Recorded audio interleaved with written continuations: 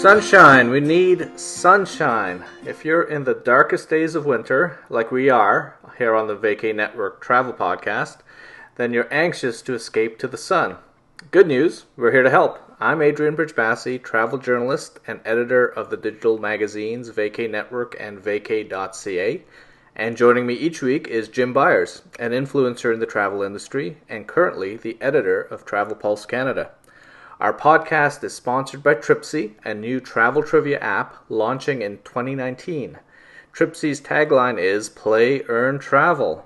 Jim, our audience sure would like to earn, steal, or luck into some sunshine any way they can. I think that's a very good idea. You know, it's that time of year when, it is Christmas and New Year's is coming up, but, a lot of us are already starting to think about our winter trips and trying to get away somewhere in the sunny south. And luckily for people across Canada, we got Trippzy to help. That's right. And so last time on our podcast, we talked about Curacao, a wonderful Dutch island in the Caribbean that you and I are both big fans of. This week, we're discussing a Caribbean hotspot with a very British accent to it. Yes, that would be Barbados.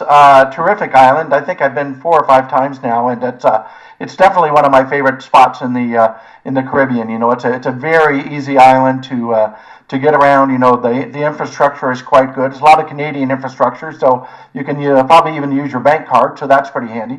But it's a very easy place to navigate. The roads are pretty good. The government has done a good job for the most part with the other infrastructure. A great airport, terrific hotels, some of the best beaches in the Caribbean. So it's definitely one of the top Caribbean destinations. And they call it Little Britain, isn't that right? Yeah, they do sometimes. It's I think it's a little bit like Bermuda. I find Bermuda a little bit more British actually than Barbados. You're not going to see anybody in little knee socks and Bermuda shorts wandering around Barbados too much, unless they're off a plane from Nebraska or somewhere. But generally speaking, yeah, it does have a little bit of that British tinge to it, or British overlay, which I think makes it also popular for Canadians. Now, what we like to do on this podcast is test Jim's knowledge, as we've already been doing, of the world. Now, because we long ago established he's one of the world's most outstanding and well-known travel journalists, and you did pretty good on the Curacao questions last week, Jim. You ready to test your know-how on Barbados? Sure, he said with some trepidation. All right, here we go.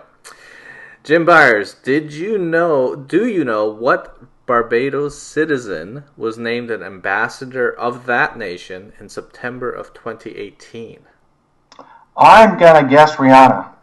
Very good, very good. Rihanna became a Barbadian ambassador at large on September 21st, 2018. According to the Barbados government, the position gives Rihanna, quote, specific responsibility for promoting education, tourism, and investment for the island, end quote. So, celebrities, Jim, can certainly help destinations, can't they? Especially small ones. And I think we're kind of seeing that with Rihanna. I think we saw it a bit with New Zealand and Lorde when she had her big hit a couple of years ago. And that this is one element of tourism marketing that brands try and use as much as they can. So maybe you can comment about the celebrity factor of someone like Rihanna and what kind of notoriety she can bring to her homeland. Yeah, I mean, those are certainly it's certainly a big deal when you've got somebody like that. Chris Hemsworth has done a lot of work down in Australia, so that's been a very popular thing for them. Of course, before that, it was many years ago was Paul Hogan with the old Crocodile Dundee stuff, and so that's always popular. And of course, movies are a big deal. So you've got Star Wars for Ireland, and you've got Lord of the Rings with New Zealand, and that sort of thing. So I think the celebrity bit is good. You have to be a little bit careful on some of those things, but Rihanna's not a terribly a political person. So as long as the celebrities kind of steer clear of national issues, it's usually a pretty good selling point. Yeah, and a lot of it is just a vehicle for these destinations to get their names out there and get recognized in a very difficult landscape to get the word out about yourself. Sure, we've got a couple hundred nations around the world, all vying for attention and all trying to get, a certain number of countries and across the Caribbean and other sun destinations. So if you've got a Bob Marley, rest his soul, and you're Jamaica, you're going to use that. If you're Barbados and you've got Rihanna, you'd be crazy not to. Right. Okay, so next question for you, Jim.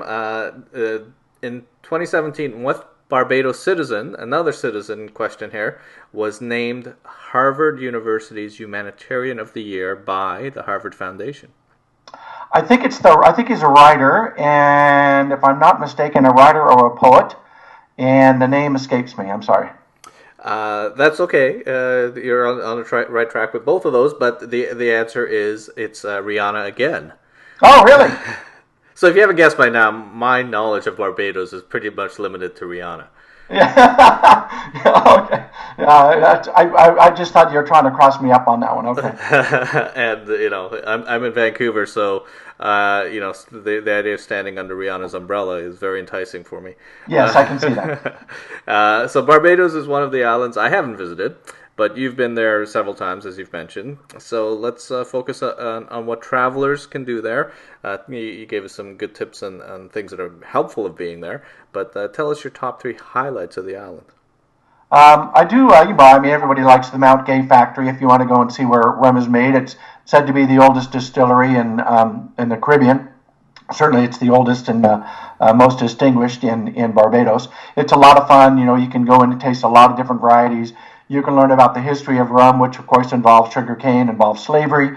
It's not all happy, great news, but it's quite interesting to learn about the history of the island and some of the explorations that have been done. Of course, you do want to rent a car and drive around and see some of the beaches. The beaches on the west side of the island, which is typical for the Caribbean, tend to be kind of the calmer beaches. I love the eastern side of the island on the Atlantic side around Bathsheba. It's a popular surfing spot, Adrian, and it's a very rugged, beautiful rock formations, very quiet up on the northeastern end of the island. More of a beach is for walking or surfing than it is for swimming, but that's a really, really lovely part of the island. And then just a purely personal, 2 personal places I want to mention. I love the Crane Resort, which is down on the southeast coast. There's a place across the street from that called Cutters that has really great flying fish sandwiches.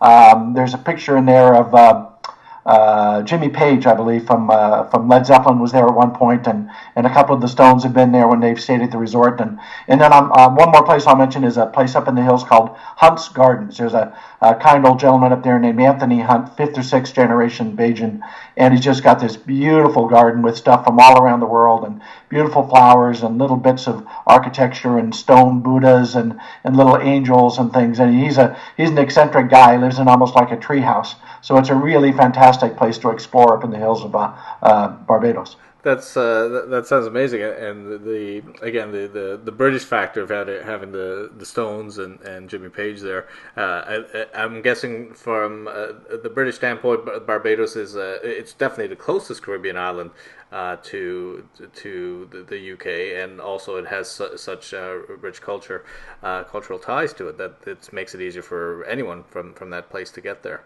Yeah, there's a lot of Brits that do vacations there. I think U.S. is probably the biggest market. Mm-hmm. Barbados, I would think Britain would be second, and Canada either second or third. Yeah, they'd sure. be pretty close. The times I've been, depends on which resorts you go to, but you will find a fair number of British folks, and I think they appreciate that kind of Britishness that Barbados does offer. But you can get away from that very quickly and get out into the country and just be surrounded by much more of a Caribbean flavor if that's what you like, and that's generally what I like to do. Yeah, and you mentioned the rum. I don't think a lot of people realize that rum was reputedly invented in Barbados, and it's a drink that's probably more closely linked with maybe Jamaica because of Bacardi and Captain Morgan. Bacardi's right. Cuba, but Jamaica's got Appleton and absolutely. And the rum bars in Barbados are just terrific. Little mom and pop, little casual places. Guys are inside, maybe playing dominoes or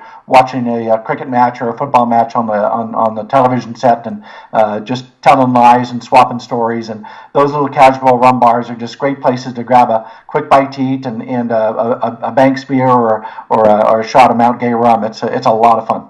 I think we were probably going to have to do an entire segment on Caribbean rum. I think we found something you and I both like. I think so, yeah.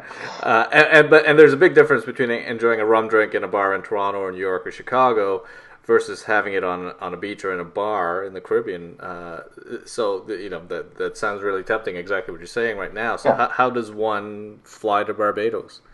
Well, you're easy when in Canada. It's quite easy. Both WestJet and Air Canada fly direct to Bridgetown. It's about 5 hours. But the nice thing is, you are considerably further south. Not quite as far south as the ABC Islands, Aruba, Bonaire, and Curacao, but all pretty close.